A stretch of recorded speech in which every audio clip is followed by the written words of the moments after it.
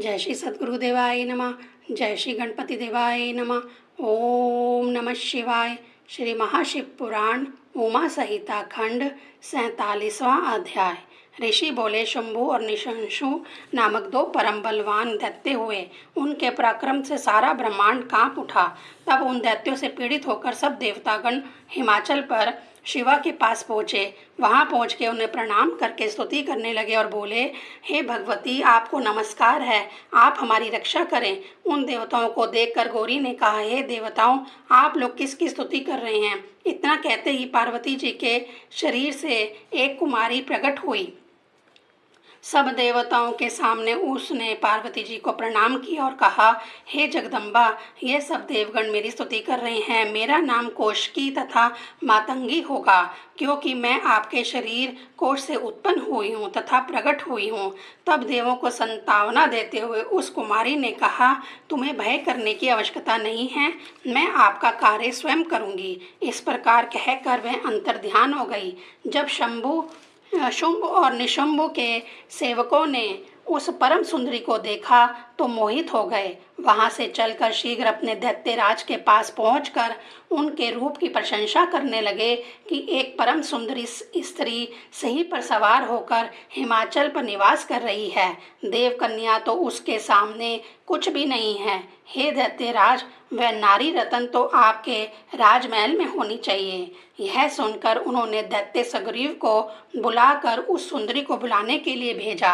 वह सुग्रीव दैत्य हिमाचल पर जाकर जगदम्बा से बोला, हे देवी, इंद्र आदि देवताओं को भी अपने पराक्रम से पराजित करने वाले शुंभ निशुंभ दैत्यों ने अब मुझे आपके पास भेजा है। आप तो स्त्री रतन हैं, आप उन दोनों दैत्यों में से किसी एक के साथ विवाह कर लो। देवी ने अपना मायाजाल फैलाते हुए कहा, हे दैत्य दूत, तुम सत्य कह रही हो। शुंभ शुंभ महाबली हैं, किंतु मैंने भी एक प्रतिज्ञा कर रखी है।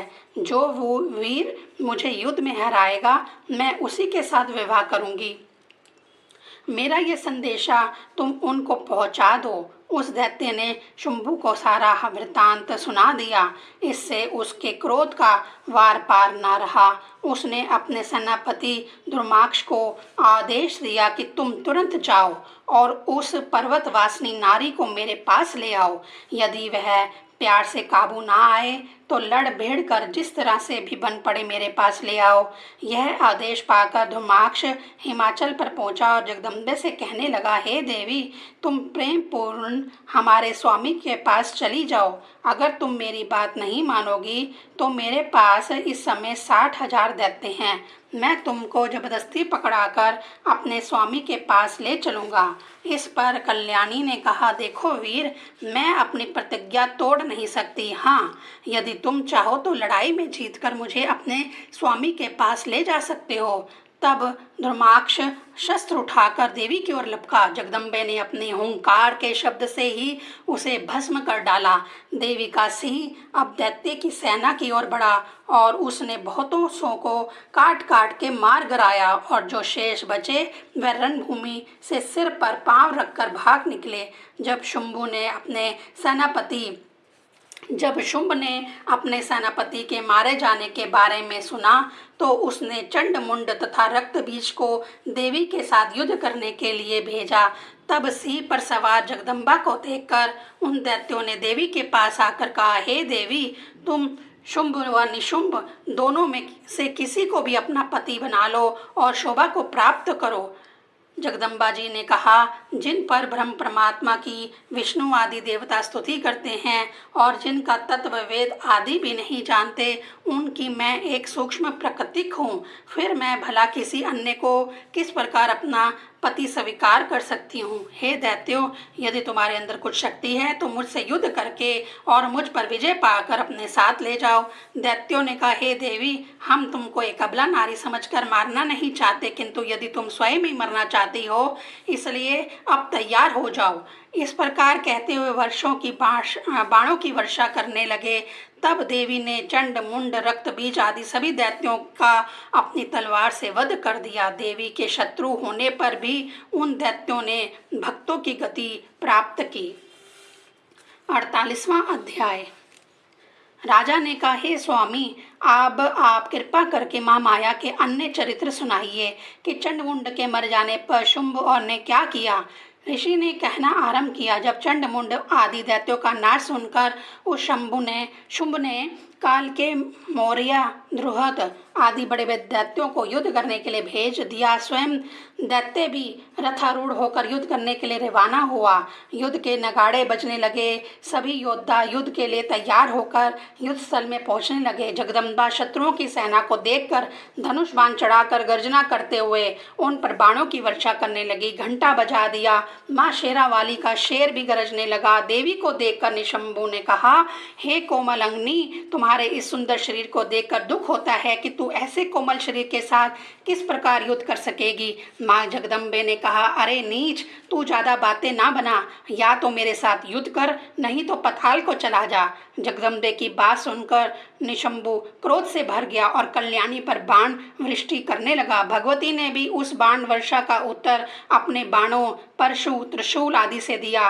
काल देवी ने अपने बाणों से शत्रु के सैकड़ों घोड़े काट डाले और माता के शेर ने असंख्य दैत्यों को मार डाला, जिससे कि वहां पर रक्त की नदी बह निकली। अब निशुंभ ने विचार किया कि यदि मैं एक स्त्री से पराजित हो जाऊंगा तो यह मेरी बड़ी लज्जा की बात होगी। इस नारी ने देखते देखते मेरी सेना को मूली गाजर की तरह काट कर रख दिया है। अच्छा, देखता हूँ। इसके बाद वह एक अत्यंत सुंदर रथ में सवार होकर जगदम्बा के सामने आया और कहने लगा, हे देवी, यदि तूने युद्ध करना है तो मेरे साथ कर। इन बेचारे सैनिकों को मारने से भला क्या लाभ। इतना सुनकर निशुंभ ने मातेश्वरी पर बाणों की वर्षा आरंभ कर दी।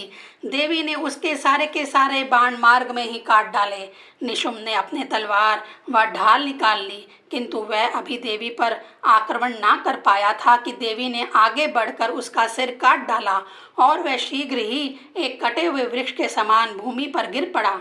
शुंभ को यह जब पता चला कि उसका छोटा भाई भगवती के हाथों मर चुका है, तो वह देवी से लड़ने के लिए अपने रथ पर सवार होकर स्वयं देवों की ओर बढ़ा। मातेश्वरी ने उसको देखकर भयानक अट्टहास किया, जिसको सुनकर सभी दैत्यों के होश उड़ गए और वह बुरी तरह से घबरा गए। उस समय शंभु ने प्रज्वलित शक्ति से चंडिका के ऊपर प्रहार किया। महामाया ने अपने बाणों से उसके टुकड़े टुकड़े कर डाले। क्रोध में आकर उसने त्रिशूल उनके वक्षस्थल में भोंक दिया, जिससे उसकी छाती फट गई। तब वह दैत्य चक्र उठाकर देवी को मारने दौड़ा। चंडिका ने त्रिशूल से वह चक्र काट डाला और उसका सिर भी काट डाला। इस प्रकार मृत्यु पाकर उस दैत्य ने भक्त गति पाई। उसे नष्ट हुआ देखकर शेष दैत्य भी पताल में भाग गए। सभी देवता हर्ष विभोर हो गए। 29वां अध्याय। ऋषियों ने पूछा, हे सूत जी, उमा जी के अवतार से सरस्वती जी कैसे प्रकट हुई? इस सब का कृपा विस्तार पूर्वक वर्णन करें। सूत जी बोले, हे ऋषियों, एक बार देवताओं व दैत्यों का भयानक युद्ध हुआ। तब इस माता के प्रताप से देवताओं की विजय हुई। इससे देवता गर्वित होकर अपनी प्रशंसा करने लगे। तब उन्हीं में से एक तेज प्रकट हुआ। उस तेज को देखकर देवता अत्यधिक घबरा गए। वह सब के सब इंद्र के पास गए और पूछा, यह क्या है? तब इंद्र ने वायुदेव को उसकी परीक्षा लेने के लिए भेजा। उस तेज ने वायुदेव से पूछा, तू कौन है? वायुदेव ने कहा, मेरे द्वारा यह जगत चल रहा है, मैं इस जगत का प्राण हूँ। वायुदेव के वचन सुनकर तेज ने कहा, तो फिर तू अपनी शक्ति से इस तिनके को तो चला कर दिखा। तब वायुदेव ने अपनी सारी शक्ति लगा दी, किंतु वह तिनका अपने स्थान से तनिक भी ना हिला। वायुदेव लज्जित होकर इंद्र के पास पहुंचा और उसे अपनी पराजय का संपूर्ण वृत्तांत कह सुनाया। सारा हाल सुनकर इंद्र ने अन्य देवताओं को उनकी परीक्षा के लिए भेजा, लेकिन उसमें से कोई भी तो उस तेज पर विजय ना पा सका। तब इंद्र स्वयं वहां पहुंचा। इंद्र को आया देखकर वह तेज अंतर्ध्यान हो गया। उसके अंतर्ध्यान होने पर इंद्र ने सोचा कि जो तेज अपने अंदर इतनी शक्ति रखता है, मैं उसकी शरण में ही क्यों ना जाऊं। ऐसा विचार कर इंद्र मन द्वारा उनकी शरण में पहुंचा। जब इंद्र मन द्वारा उन तेज की शरण को प्राप्त हुआ तो उस समय चैत मास की शुक्ल पक्ष की नवमी थी और मध्याह्न का समय था। ठीक उसी समय सबका अभिमान मिटाने वाली एवं सबका कल्याण करने वाली देवी प्रकट हो गई। उसने इंद्र से कहा, हे देवराज इंद्र, ब्रह्मा विष्णु शिव आदि भी मेरे सामने गर्व नहीं कर सकते तो भला अन्य देवताओं में ऐसी समर्थ्य कहाँ हो सकती है। मैं ब्रह्म प्रवण स्वरूप देवी हूँ। केवल मेरी कृपा से ही तुम देवताओं ने दैत्यों पर विजय पाई है। हे देवताओं, अब तुम अपना अभिमान त्याग कर बड़ी निर्मलता पूर्वक मेरा भजन करो। यह सुनकर देवताओं ने भगवती की स्तुति की और कहा, हे कल्याणी, इस समय तो आप हमें क्षमा प्रदान करें। आगे के लिए आप हमें ऐसा वरदान दें जिससे कि हमारे अंदर फिर अभिमान पैदा ना हो। श्री सूत जी बोले, तभी से देवताओं ने अभिमान त्याग कर उमा देवी की आराधना शुरू कर दी। 50वां अध्याय। मुनि बोले, हे सूत जी, कृपा करके अब आप उमा देवी के चरित्र का वर्णन हमसे करें, क्योंकि इसे सुनने की हमें तीव्र उत्कंठा है। सूत जी बोले, हे ऋषियों, एक महावीर व प्रकर्मी रुद्र हुए। उनका पुत्र दुर्गम था। ब्रह्मा जी ने वर से उसे एक बार चारों वेदों को दे दिया और कहा था कि तुम्हें देवता भी पराजित नहीं कर सकते। तब तो वह वर प्राप्त कर वह पृथ्वी को पीड़ित करने लगा। उसके उपद्रव से स्वर्गवासी देवता लोग भी भयभीत हो गए। वेदों के ना रहने से सब व्यवस्था नष्ट होने लगी। ब्राह्मणों ने अपना धर्म आचार आदि त्याग दिए, जिससे समस्त संसार में कष्ट फैलने लगा। इस भयानक संकट को देखकर सब देवता शंकर जी के पास जाकर कहने लगे, हे नाथ, जिस प्रकार आपने शुंभ निशुंभ का नाश करके संसार की रक्षा की थी, उसी प्रकार अब इस दुष्टा का वध करके आप हमारी रक्षा कीजिए। देवताओं की बात सुनकर तथा प्रजा को दुखी देकर देवी ने अपने नेत्रों को दया जल से भर दिया और इसके पश्चात 9 दिन तथा 9 रातों तक उस जल की हजारों धाराएं बहती रहीं। उन धाराओं से संपूर्ण वृक्ष, औषधि आदि हरे भरे हो गए। नदियां, तालाब, समुंदर आदि सभी जल से परिपूर्ण हो गए। देवता, ब्राह्मण आदि सभी संतुष्ट हो गए। फिर देवी ने देवताओं से पूछा, हे देवगण, अब मैं तुम्हारा और कौन सा कार्य करूं। तब सभी देवताओं ने प्रार्थना की, हे महामाया, निवेदन है कि दुर्गम द्वारा चुराए हुए वेद हमें मिल जाएं। इस पर कल्याणी ने प्रसन्न होकर कहा, तथास्तु। फिर कहने लगी, अब तुम लोग अपने अपने धाम को चले जाओ, वेद तुम्हें मिल जाएंगे। ठीक उसी समय दुर्गम नगरी पर धावा बोल दिया और चारों ओर से घेर लिया। महाकाली भी अपना चक्र लिए आगे बढ़ने लगी। दोनों ओर से घोर युद्ध छिड़ गया। पैने बांध चलने लगे। इसी बीच में देवी के शरीर से 10 देवियां और प्रकट हो गई, जिनके नाम यह हैं, काली, तारा, छिन्नमस्तिका, श्रीविद्या, भुवनेश्वरी, भैरवी, बगुला, ध्रुमा, त्रिपुरा, मातंगी। इन सभी देवियों ने सामूहिक रूप से दैत्य सेना का नाश कर दिया और दुर्गम दैत्य को समाप्त कर दिया और इस प्रकार उसका वध करके देवी ने उससे वेद प्राप्त कर लिए और देवताओं को दे दिए। तब देवताओं ने कहा, हे देवी, आपने हमारी रक्षा के लिए कई रूप धारे, इस कारण आपका नाम शताक्षी होगा और अपने शरीर से उत्पन्न किए गए शोक द्वारा लोक का पालन किया, इसी कारण शाकंभरी नाम से प्रसिद्ध होगी। दुर्गम का नाश करने वाली तुम्हारा एक अन्य नाम दुर्गा भी होगा। हे योग निद्रे महाबले, हे ज्ञान प्रदे, हे जगत जननी, हम सब आपको नमस्कार करते हैं। समय समय पर आप हमारी रक्षा करती रहें। श्री दुर्गा जी ने कहा, तुम लोगों को भय नहीं करना चाहिए। मैं सदा की तरह तुम लोगों की दुष्टों से रक्षा करती रहूंगी। जब जब भी दैत्य लोग उपद्रव फैलाएंगे, तब तब अवतार लेकर मैं तुम्हारी रक्षा करूंगी। सूत जी बोले, सुप्रसिद्ध शताक्षी दुर्गा, शाकंभरी दुर्गा, यह एक ही दुर्गा के नाम हैं। 51 अध्याय। मुनि कहने लगे, हे सूत जी, एक बार भगवान वेद व्यास जी ने श्री सनत कुमार जी से श्री पार्वती जी के क्रिया योग के संबंध में पूछा था, सो वही क्रिया योग हम आपके श्री मुख से सुनना चाहते हैं। इस पर श्री सूत जी बोले, हे मुनीश्वरों, श्री वेद व्यास जी के पूछने पर श्री सनत कुमार जी ने कहा था, क्रिया योग, भक्ति योग और ज्ञान योग, तीनों योग ही भक्ति मुक्तिदाता हैं। चित्त का आत्मा के साथ संयोग ज्ञान योग है। आत्मा की एक भावना का नाम भक्ति योग है। जब इन योगों का संयोग होता है तो उसे क्रिया योग कहते हैं। कर्म से भक्ति पैदा होती है। हे मुनि वृंद, योग ही मुक्ति का मुख्य हेतु है। क्रिया योग ही योग का मुख्य साधन है। हे मुनीश्वरों, ध्यान पूर्वक सुनो। पत्थर, लकड़ी एवं मिट्टी से जो देवी का मंदिर बनवाता है, वह जिस फल को प्राप्त होता है, अब वह फल मैं आपको कहता हूँ। वह फल जो कि प्रतिदिन यज्ञ करने वाले को मिलता है, वही फल मातेश्वरी का मंदिर बनवाने वाले को प्राप्त होता है। माँ भवानी का मंदिर बनवाने वाले के 1000 कुलों का उद्धार हो जाता है।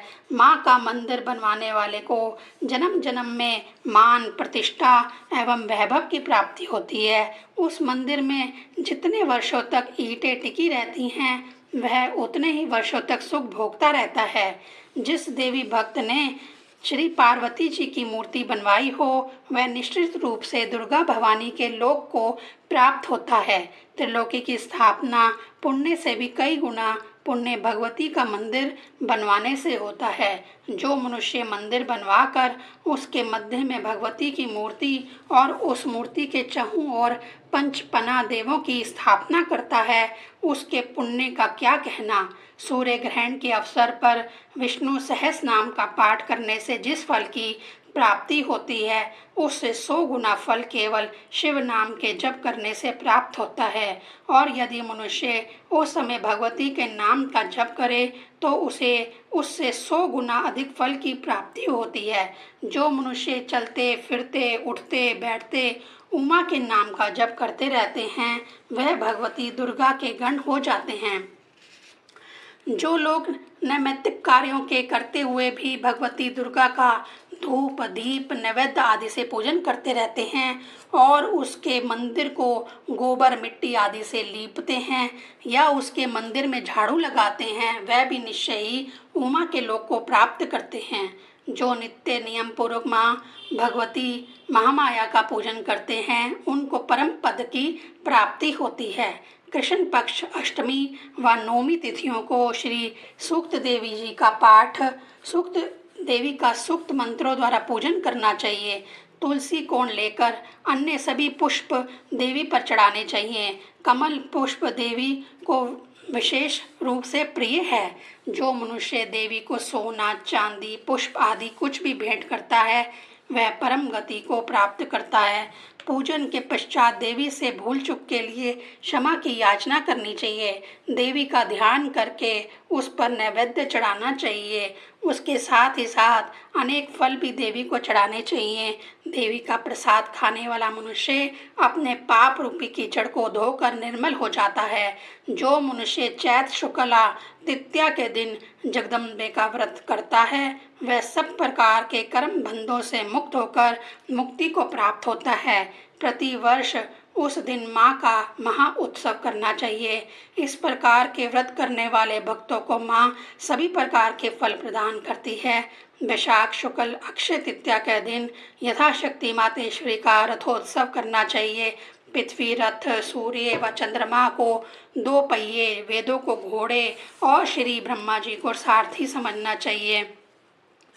रथ निर्माण करके देवी भगवती की मूर्ति स्थापन करनी चाहिए। रथ को मणि मालाओं तथा फूल मालाओं से सजाना चाहिए। भक्त को चाहिए कि रथ को आहिस्ता आहिस्ता चलाए और उसके साथ ही साथ अपने मुख से भगवती के नाम का भी उच्चारण करता रहे और देवी से प्रार्थना भी करता जाए, हे मातेश्वरी हमारा पालन करो। इस प्रकार के वाक्यों द्वारा देवी को प्रसन्न करें और रथ को एक सीमा तक ले जावें। फिर रथ रोककर उसके 100 बार कल्याणी को प्रणाम करें, फिर उनसे प्रार्थना करें। इस प्रकार जो मनुष्य रथ महोत्सव बनाता है वह अवश्य में भगवती के धाम को प्राप्त हो जाता है। असोज के शुक्ल पक्ष में नवरात्रि का व्रत करने का विधान है, उससे मनुष्य के सभी मनोरथ पूर्ण हो जाते हैं। हे ऋषिराज, इस व्रत को विरथ के पुत्र महाराजा सुरथ ने किया था और उसको इस व्रत के करने का फल यह मिला कि उसका खोया हुआ राज्य उसको फिर वापस मिल गया। समधि नामक वैश्य ने भी यह व्रत किया था और मोक्ष की प्राप्ति की थी। जो मनुष्य तृतीया, पंचमी, सप्तमी, अष्टमी, नवमी, चतुर्दशी आदि तिथियों में विधि पूर्वक माँ भगवती का पूजन करता है तथा नवरात्रों में व्रत धारण करता है, उसके सभी मनोरथ भगवती पूरे कर देती है। इसके अतिरिक्त जो भी मनुष्य कार्तिक, मक्षिर, पौष, माघ, फागुन महीने की शुक्ल तृतीया तिथि में जगदम्बे का व्रत करता है तथा धूप, दीप, नैवेद्य आदि से भगवती का पूजन करता है तो मंगल कारिणी देवी उसका मंगल करती है।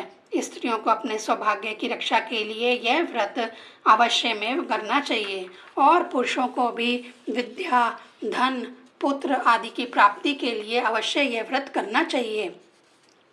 अब उमा संहिता समाप्त हो रही है। यह संहिता परम पावन व शिव भक्ति को दृढ़ करने वाली है। यह अनेक पवित्र कथाओं से युक्त है। भोग व मोक्ष की दात्री इस संहिता को जो शुद्ध मन से सुनता है अथवा पढ़ता है उसे परम धाम की प्राप्ति होती है। इति श्री शिव महापुराणस्य उमा संहिता संपूर्णम्। ओम नमः शिवाय।